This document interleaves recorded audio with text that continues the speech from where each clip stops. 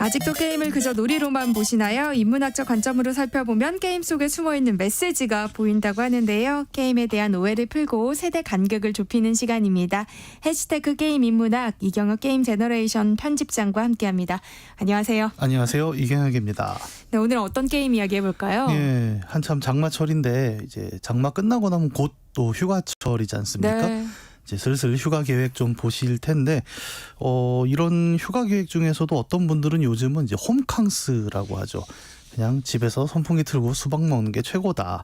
그러면서 TV 보고 게임하고 놀지 뭐라는 분들도 굉장히 많습니다. 네. 그럴 때 이제 이른바 힐링 게임이라는 것들을 꺼내 들곤 하는데 오늘은 그런 힐링 게임 중에서도 몇 년 전에 굉장히 히트를 크게 쳤던 게임이 하나 있습니다. 아마 제목 얘기하면 다 아실 텐데 네. 모여봐요 동물의 숲, 줄여서 모동숲에 관한 이야기를 해보려고 합니다. 동물의 숲은 유명한 게임이 맞는 것 같아요. 왜냐하면 네. 저도 들어봤거든요. 예. 굉장히 인기가 많았던 걸로 기억을 하는데요.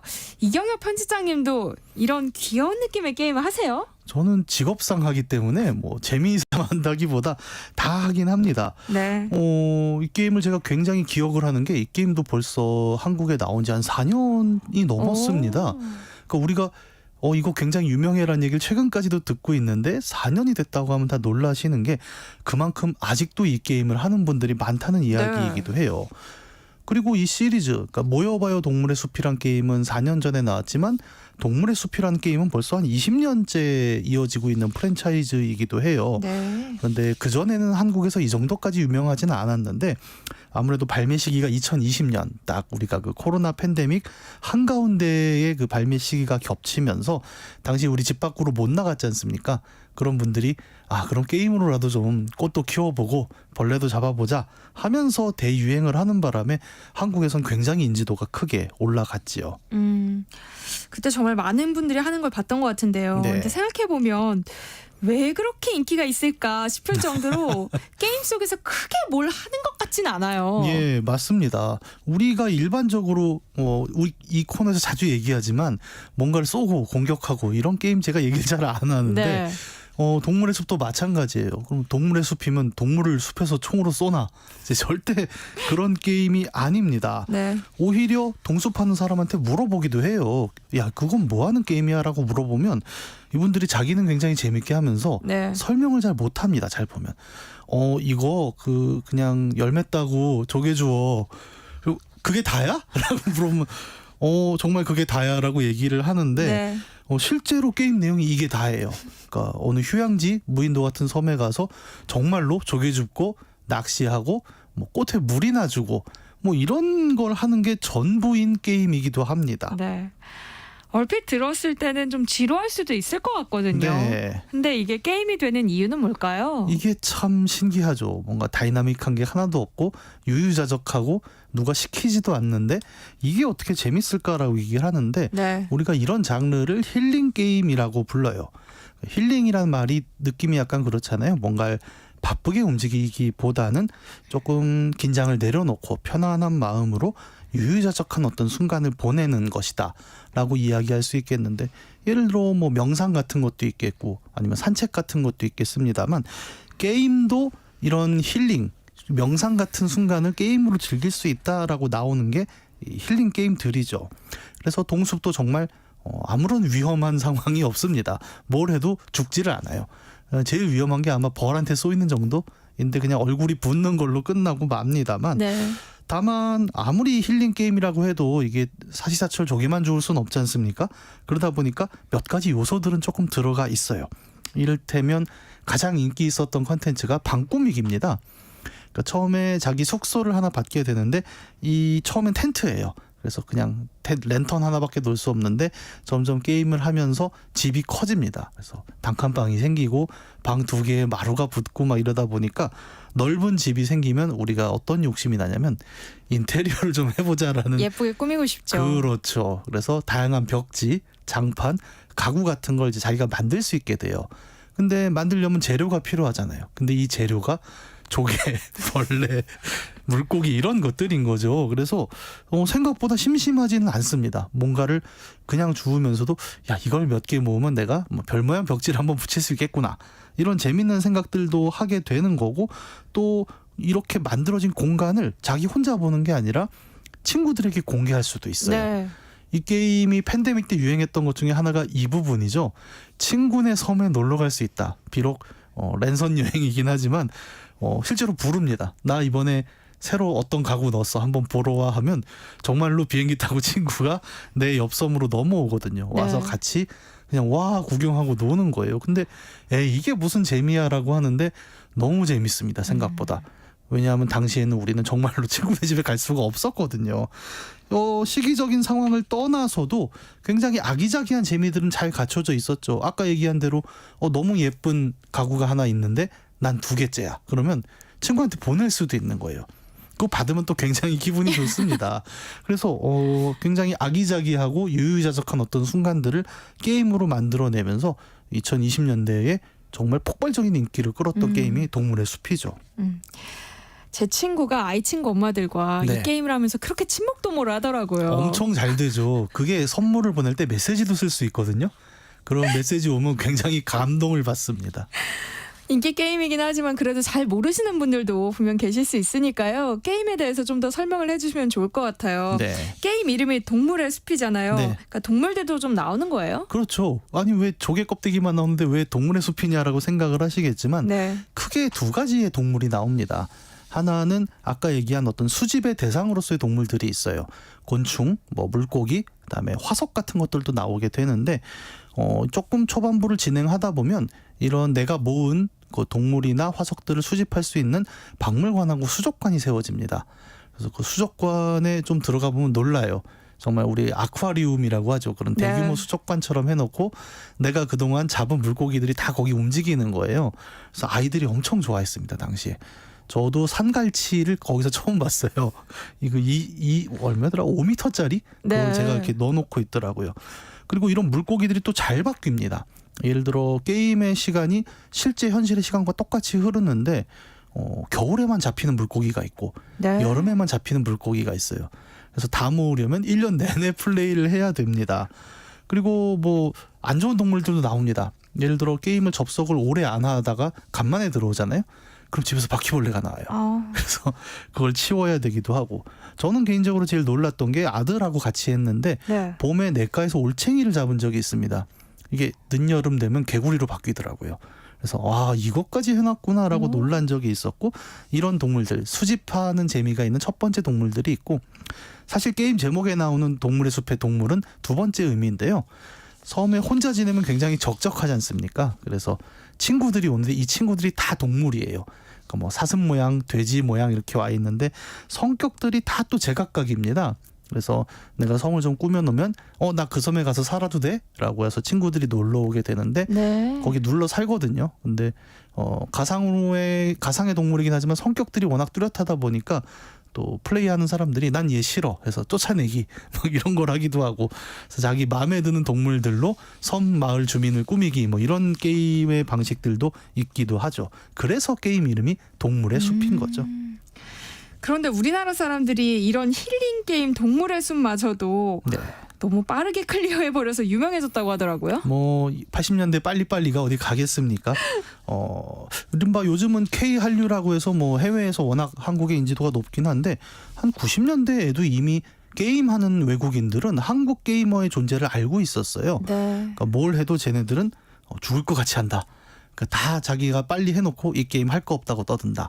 e스포츠 쪽에서도 이제 그런 영향력이 있긴 했지만 하여튼 한류가 뜨기 전부터 외국 게이머들에게 한국인 하면 뭐가 떠오르세요? 그러면 게임 정말 많이 하고 잘하는 사람이라는 이미지가 굉장히 미리 퍼져 있었고 원조 한류라고도 이야기할 수 있는데, 그리고 동물의 숲도 한국인들은 그렇게 한다라는 이야기가 해외에서는 많이 돌았죠. 그리고 실제로 그랬습니다. 아까 말씀드린 대로 굉장히 유유자적하게 즐기는 게임인데 한국 분들은 어떻게 하냐면 이제 시작하자마자 해변을 쫙 돌면서 바닥에 떨어진 조개 껍데기, 소라 싹 쓸어 담고, 그다음에 이렇게 조개 껍데기를 20개 모았다 이런 마일리지가 있습니다. 네. 그러면 우리는 껍데기를 줍는 게 중요한 게 아니라 빨리빨리 마일리지를 채워서 다음 단계를 가자가 굉장히 중요한 사람들이었고, 그래서 인테리어도 예쁘게 꾸며야지가 아닙니다. 여기 40개가 있으면 40개 다 만들어서 빨리 마일리지 찍어야지. 그냥 이렇게 슉슉슉슉 해버리는 거예요. 그래서 이 게임 아까도 말씀드렸지만 길게 잡으면 1년 동안 할 수 있는 게임인데 한 일주일 만에 끝내고는 게임이 별로 할 게 없네. 이제 이런 얘기들을 하는 모습이 인터넷에 굉장히 좀 많이 밈이 돼서 돌았어요. 그래서 한국 같은 게임 종족들은 동숲도 이렇게 한다. 뭐 이런 얘기들도 해외에 많이 돌았죠. 근데 이 빨리빨리 한다는 이야기를 조금 더 곱씹어 보면 동물의 숲이라는 귀엽고 힐링하는 게임 속에 우리 사회에 대해서 굉장히 좀 신기한 통찰이 하나 들어있는 걸 발견할 수 있습니다. 해시태그 게임 인문학 오늘은 대표적인 힐링 게임으로 꼽히는 모여봐요 동물의 숲에 숨어있는 메시지를 살펴보고 있는데요. 알면 더 재미있는 게임 이야기 계속 이어가 보겠습니다. 좀 전에 동물의 숲에 우리 사회에 대한 신기한 통찰이 은근히 깔려있다고 하셨잖아요. 네. 어떤 통찰이에요? 잘 보죠. 힐링 게임인 동물의 숲이라고 제가 말씀을 드렸고 네. 실제 게임을 보면 아주 인트로 부분에 주인공이 난 일상에 너무 지쳤어. 힐링을 해야겠어라고 마음을 먹습니다. 그래서 머나먼 무인도에 가서 나는 좀 쉬고 싶어라고 이제 출발을 하게 되는데요. 막상 섬에 도착하면 이제 무인도라고 갔지만 이 섬에는 무인도 말고 누군가 이미 있어요. 네. 누가 있냐면 주인공이 도착하면 환영합니다라고 맞이하는 사람들이 있는데 사람은 아니고 동물이죠. 이 친구의 이름이 너굴이라는 이제 너구리인데 직함이 있습니다. 주식회사 너굴 주식회사의 대표이사라고 해요. 네. 그래서 알고 보면 플레이어가 이제 나는 무인도에 가서 한적하게 살고 싶어라고 마음을 먹잖아요. 근데 현실도 그렇죠. 우리가 갑자기 무인도에 가고 싶다고 해서 갑자기 갈 수가 없습니다. 보통 현대인들은 어떤 선택을 하느냐? 무인도 패키지 상품을 알아보게 되죠. 그래서 실제로 게임에서 무인도에 가게 되는 과정도 이 너굴 주식회사가 판매하는 무인도 이주 패키지가 있는 거거든요. 네. 이걸 게임이 초반부에 딱 보여줘요. 도착하자마자 어서 오십시오 고객님하고 인사를 해주고 그래서 잘 보면 무인도 느낌을 내긴 하지만 마을 중심에 마을 회관이 있거든요. 거기에 상주하는 직원이 공무원이 아니라 너굴 주식회사의 사무원입니다. 그래서 살다가 혹시 필요하거나 부족한 게 있으면 말씀하세요라고 이미 얘기를 하고 있고 그래서 상점도 들어와 있어요. 물론 실제 돈이 아니라 조개 껍데기 모아서 사는 거긴 하지만 뭔가 이런 물건들 소위 말해 문명의 유통이라는 것들이 사실은 계속 이어지는 어떤 공간이 동물의 숲의 무인도라는 거죠. 그러니까 생각해보면 약간 속은 느낌마저 드는데요. 동물의 숲, 대자연 속의 힐링이 아니라 그냥 패키지 상품이었던 거잖아요. 이게 속았다고 생각할 수도 있겠지만 인트로의 게임이 이건 속은 게 아니라 당신이 계약한 겁니다를 명확히 보여줘요. 네가 너굴 주식회사의 제품을 산 거야라는 거를 인트로에서 쫙 보여주잖아요. 네. 그래서 사실 이 얘기는 그냥 우리 삶의 얘기기도 해요. 우리 맨날 자연이 좋다, 자연이 그립다라고 얘기를 하지만 정말 야상에 우리를 갖다 놓으면 이틀을 못 버틸 겁니다. 그럼요. 그렇기 때문에 우리의 선택은 언제나 상품이라는 형식을 통해서만 이루어지는 거지 않습니까?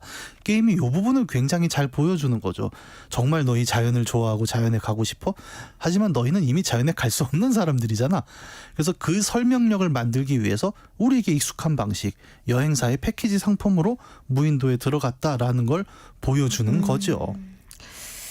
그럼 진짜 이건 뭐 대자연의 힐링이라기보다는 힐링을 상품화한 거네요. 네. 게임은 전혀 이걸 숨기지 않고 아까 말씀드린 대로 네. 대놓고 보여주고 있습니다. 몇 가지 이제 상황을 한번 설명을 드릴 수가 있겠는데 초반에 도착하면 제가 텐트 하나 받고 첫날 밤을 묵는다고 말씀을 드렸잖아요. 그 다음에 게임을 조금 진행해 보면 그 너굴 주식회사 대표가 와서 이 텐트에 언제까지 살 거냐, 번듯한 숙소를 하나 짓자라고 얘기를 합니다. 그리고 이 숙소는 처음에 방 한 칸짜리 방갈로였다가 나중엔 거대 펜션처럼 커지게 돼요.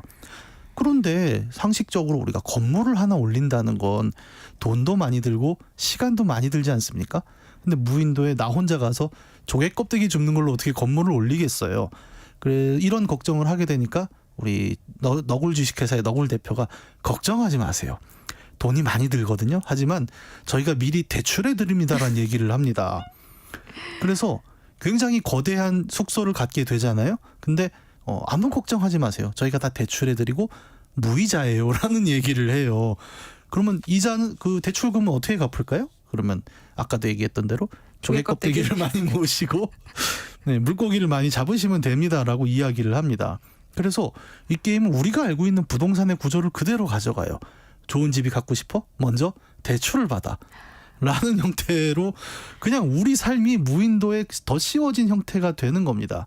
그래서 아까 한국 게이머들이 후딱후딱 한다라고 얘기 드렸던 게 한국인들은 이걸 못 견디는 거예요. 대출이 남아있어? 라고 생각을 해버리고 조개 껍데기 줍기를 일하듯이 해버리는 거죠. 그래서 조개 100만 개씩 주워다 갖다 바치면서 대출 다 갚았다. 그랬더니 바로 또 다음 큰 집 미션이 들어오는 이런 순환의 과정을 맞게 되는 겁니다. 가장 유명한 힐링 게임 속의 스토리가 결국에는 대출을 갚는 구조라는 게 좀 서글픈데요? 예, 이게 서글프게 보면 굉장히 서글퍼요. 그러니까 힐링을 하러 나갔는데 결국 하는 게 월급 받아서 대출 갚는 지금 나랑 다를 게 없잖아요. 다를 게 하나도 없다는 거죠. 그래서 이 게임이 의외로 사회적인 면을 시사하는 부분이 있다고 제가 말씀을 드리는 건데 힐링 게임을 표방을 했지만 사실 그 내부적인 작동 구조는 우리가 자본주의 체제라고 부르는 이 시대의 작동 방식이 고스란히 들어있는 겁니다. 대자연으로 오세요라고 이야기하지만 정확히는 여행사의 패키지 상품인 거고 숙소 건설에는 대출하고 대출금 상환의 개념이 들어가 있습니다. 그리고 심지어 이 게임에는 해본 분들은 아시겠지만 주식 투자 개념이 들어와 있어요. 아니 동물의 숲에서도 주식 투자를 해요? 네, 이게 많이 유명한 얘기인데 네. 게임 중반부터는 일주일에 한 번씩 무를 파는 상인이 섬에 방문을 합니다. 근데 이게 일본 말로 무가 주식이랑 동의미유어라고 해요. 근데 이 무를 제가 살 수 있겠죠? 네. 사서 내 섬에다 심을 수 있는데 문제는 이 무는 장식이 되는 것도 아니고 뭐 먹을 수 있는 것도 아니잖아요. 네. 어떤 용도냐? 제가 무를 예를 들어 100골드에 샀어요. 그러면 무의 시세가 움직입니다. 그래서 100골드에 산 무를 뭐 400골드에 팔 수도 있고 아니면 망하면 80골드에 팔 수도 있고 예, 그 개념이 들어있는 거죠. 그래서 아까 얘기한 대로 한국인들이 돈을 엄청 빨리 벌어서 빨리 갚았다라는 게 결국 뭐냐면 이 무테크라는 걸 합니다. 그래서 게시판에서 오늘 무값 어때요? 이걸 서로 공유를 하고 우리 주식 커뮤니티 돌듯이 그렇게 무테크를 하면서 한 방을 노리기 시작을 하는 거예요. 그래서 꽃에 물 주고 나비 잡고 이런 거 다 필요 없고 일주일에 한 번 무를 기다리자. 약간 이런 형태로 게임이 진행되면서 누군가는 그런 얘기를 하는 거죠. 이건 힐링의 새로운 차원이다.